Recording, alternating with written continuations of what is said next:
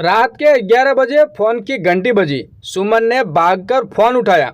उधर से भाई शेखर बोल रहा था। शेखर ने धीरे से पूछा, सुमन, माँ बाबूजी तो सो गए ना? हाँ हाँ, क्या बात है? सुमन ने पूछा। इसलिए मैं देर से फोन कर रहा हूँ ताकि तेरे से बात अकेले में हो सके और मैं तुझे सब बता पाऊँ। ये जो बाबूजी रोज मुझे इंडिया आने के लिए कहते हैं ना, और लड़की देखकर शादी करने की बात करते हैं। सुमन सुन, मैं तो अभी इंडिया आ ही नहीं सकता हूँ। न ही मेरे लिए कोई लड़की देखो और न ही किसी लड़की वाले को वेट करवाओ। और उसने सुमन को अपनी सारी समस्या समझा दी और बोला, अब जो भी करना है तुम करो। तुम साल 6 महीने जैसे तैसे संभालो, फिर कोई रास्ता निकाल लेंगे। सुमन शेखर से बोली, भाई मैं सब संभाल लूंगी, तुम चिंता मत करो। ये कहकर फोन रख दिया। फोन रखते ही सुमन अपने बिस्तर पर थम से बैठी। माथे पर हाथ रखे वो सोच रही थी, शेखर को तो मैंने कह दिया कि चिंता मत कर, मैं सब संभाल लूंगी, पर 6 महीने साल रोकूंगी कैसे? सोचते सोचते उसने एक बड़ा निर्णय लिया और सोने की कोशिश करने लगी।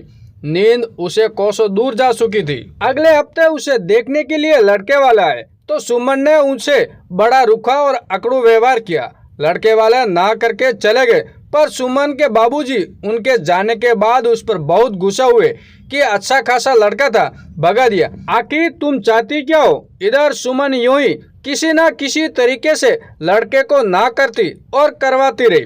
उधर शेखर बाबूजी को 4 महीने में आऊँगा, 6 महीने में आऊँगा कहता रहा। बाबूजी कहते कहते सुमन के चक्कर में बेचारा शेखर भी इंडिया नहीं आ रहा। चाहता है बहन की शादी पहले तय हो जाए, कहीं वो इंडिया चला गया और हम उसकी शादी पहले ना कर दे।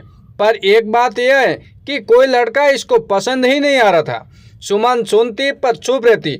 ज़्यादा दुखी होती तो बाथरूम में जाकर रो लेती, पर माँ बाप के आगे वही अकड़ी सी बनी रहती। सुमन का दिन सुबह 5 बजे शुरू होता। दमे से जुड़ी माँ और हार्ट के मरीज बाबूजी को चाय देने से, और रात के 11 कब बज जाते नौकरी, डॉक्टर, दवाइयों में पता ही नहीं चलता। धीरे धीरे चेहरे की लाली कम होने लगी, चिंता की लकीरें बढ़ने लगी। कई बार माँ बाबूजी को बात करते सुनती तो उसकी रही सही नींद भी उड़ जाती। एक दिन उसने सुना बाबूजी माँ को कह रहे थे, इस लड़की के चक्कर में तो हम कभी भी अपनी बहू भी नहीं ला पाएंगे।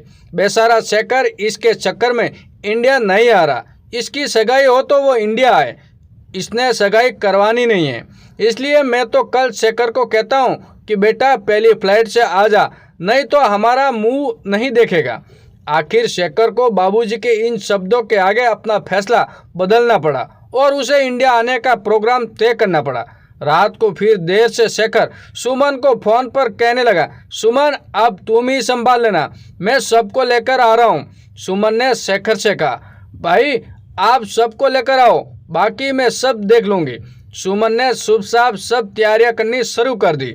घर की साफ सफाई, बेडशीट, तकिए, कंबल सब धोकर ड्राई क्लीन करवा कर रख लिए।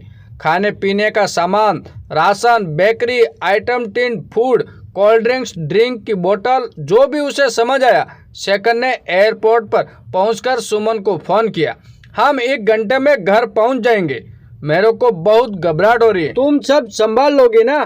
सुमन बोले, हाँ हाँ भाई, चिंता क्यों करते हो, सब ठीक है। सुमन कभी गेट पर आती तो कभी अंदर। माता पिता को देखती जो खुशी के मारे फूले नहीं समा रहे थे। बाबूजी के पैर तो जमीन पर नहीं पड़ रहे थे। उन्होंने फोन करके बीकानेर से शेखर की पसंद की गुजिया मंगवाई। शाम के लिए उसकी पसंद का सरसों का साग मंगवाया और सुमन की माँ से कहा, अपनी देखरेख में इसे जितना स्वाद बनवा सकती हैं उतना स्वाद बनाना। मेरा बेटा इतने सालों के बाद घर आ रहा है, बस अब बहू और ले आए। मेरा बेटा इतना लायक है, लड़कियों को तो लाइन लग जाएगी। गाड़ी की आवाज़ सुनते ही सुमन गेट की तरफ भागी। भाई को वही गेट पर रुकने को कहा।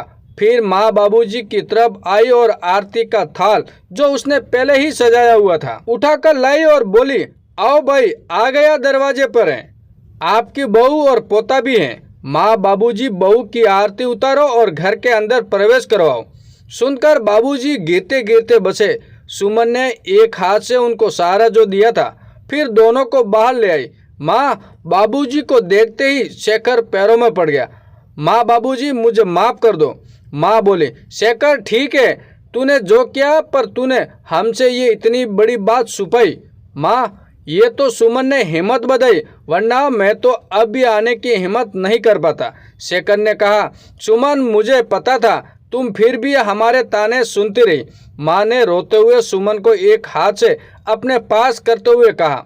बाबूजी एकदम बोले, अब समझ आया, तू हर लड़के को मना क्यों करती रही और लड़के वालों को देखते ही अजीब व्यवहार क्यों करती थी। माँ बोली, मैं तो आपको रोज ही कहा करती थी, हमारी सुमन ऐसी तो नहीं है, पता नहीं क्या बात है। अच्छी भली लड़की को किसी की नज़र लग गई। माँ की आंखों में आंसू थे। बाबूजी सुमन से बोले, मेरी बच्ची मुझे माफ़ कर दे, पिछले 1 साल से मैं तुझे बहुत बुरा भला कहता रहा। इसके आगे के शब्द वो बोल ही नहीं पाए। कहते कहते उनका गला भर आया। शेखर की कनाडियन पत्नी, जो हिंदी सीख चुकी थी, सब सुनकर बहुत हैरान हुई और बोली, क्या भारत में लड़कियां माँ बाप और भाई को इतना प्यार करती हैं कि उनके लिए वो इतना बड़ा त्याग कर देती है। पड़ोसन चिला मौसी जी, जो ये सब देखकर आ गई थी, कहने लगी, इतना प्यार और त्याग करती हैं, तभी तो इस देश में माँ की कोख ही बेटी की कब्र बन जाती है। दोस्तों, ये कहानी आपको कैसी लगी कमेंट करके जरूर बताएं और चैनल पर नए हो तो चैनल को सब्सक्राइब करना ना भूलें। धन्यवाद दोस्तों।